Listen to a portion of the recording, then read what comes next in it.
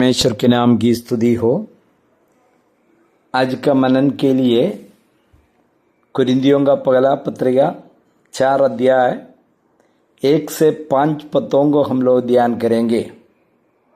इन पदों में प्रेरित पौलुस विश्वासियों को मसीह सेवकों जैसे प्रचारकों को सही दृष्टिकोण से देखना, इंसानी न्याय से ऊपर उठाने और अंतिम न्याय के लिए परमेश्वर पर निर्भर रहने की शिक्षा देते हैं।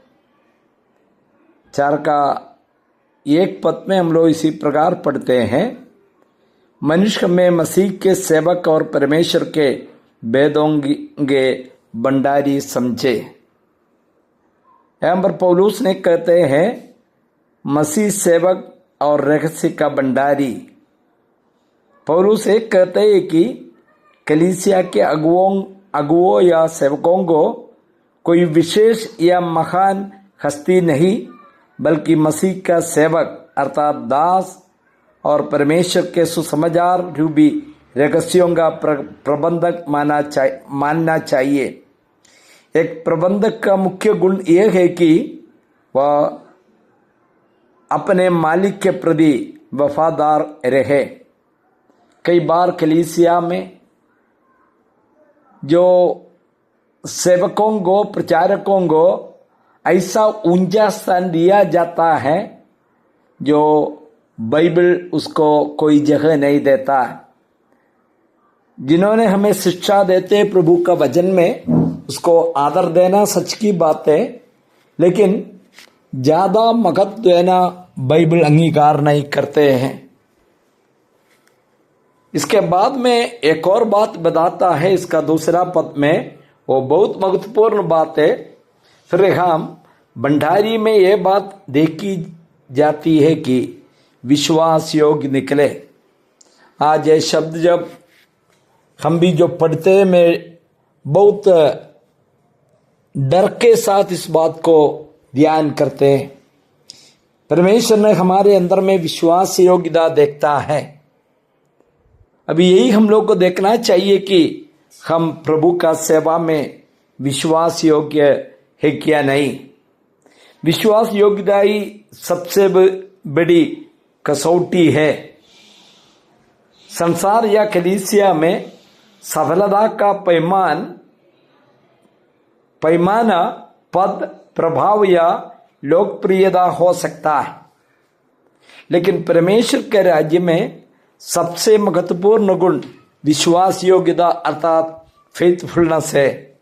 सेवक को इस बात पर ध्यान देना चाहिए कि वह परमेश्वर द्वारा सौंपे गए कार्य में वफादार रहे।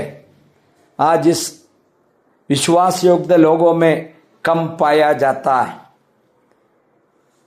इसका कारण क्या है? कहते हैं कि हम परमेश्वर को भय मानते हैं, लेकिन असली रूप में परमेश्वर से भय नहीं मानता है। होठों से कहता है, लेकिन हृदय में ये भय नहीं होता, इसलिए अपना मर्जी में कार्यों को करता है। इसलिए मुझे सुनने वाला भाई लोग, बहुत डर के साथ समझना जरूरी है, हमारा जीवन में वफादार विश्वास योग्यता बहुत जरूरी बात है। तीसरा पद में पौलुस कहता है, परंतु मेरी दृष्टि में यह बहुत छोटी बात है कि तुम या मनुष्यों का कोई न्याय मुझे परखे, वरन मैं आप ही अपने आप को नहीं परखता। यहां पर पौलुस ने कहता है, तीसरा और 4 पद में भी यही बात बताता है। 4 पद में, क्योंकि मेरा मन मुझे किसी बात में दोषी नहीं ठहराता, परंतु इससे मैं निर्दोष नहीं ठहरता, क्योंकि मेरा परखने वाला प्रभु है। एम्बर पौलुस ने क्या कहते हैं? इंसानी न्याय या खुद के न्याय से ऊपर बात कर रहा है। कुरिन्थ की कलीसिया में लोग अक्सर पौलुस और अन्य अगुओं को काम की आलोचना करते थे। पौलुस कहते हैं कि इंसानी आलोचना उनके लिए मान्य नहीं रखती। यहाँ तक कि वे अपना न्याय खुद भी नहीं करते, क्योंकि इंसान का अपना जो आलोचना हमेशा सही नहीं होता। सच्चा न्याय केवल प्रभु कर सकता है। प्यारे भाइयों, एक हिम्मत के साथ हमको समझना बहुत जरूरी है।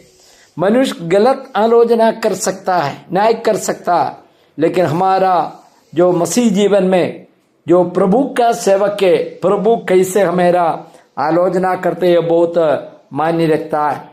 5वां पद में हम लोग पढ़ते हैं, सो जब तक प्रभु ना आए समय से पहले किसी बात का न्याय ना करो, वही तो अंधकार की चिप्पी बातें ज्योति में दिखाएंगे और मानो कि मधियों को प्रकट करेगा, तब परमेश्वर की ओर से हर एक को प्रशंसा होगी।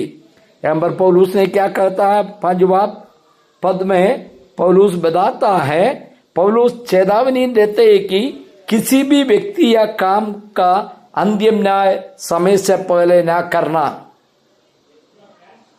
जब प्रभु यीशु मसीह वापस लौटेंगे तो वह केवल बाहरी कार्यों को ही नहीं बल्कि दिल के छिपे हुए उद्देश्य और विचारों को भी अजगर कर देंगे। उस समय हर एक व्यक्ति को परमेश्वर से उसकी महिमा मिलेगी, पुरस्कार मिलेगी। परमेश्वर के नाम की स्तुति हो, आमीन।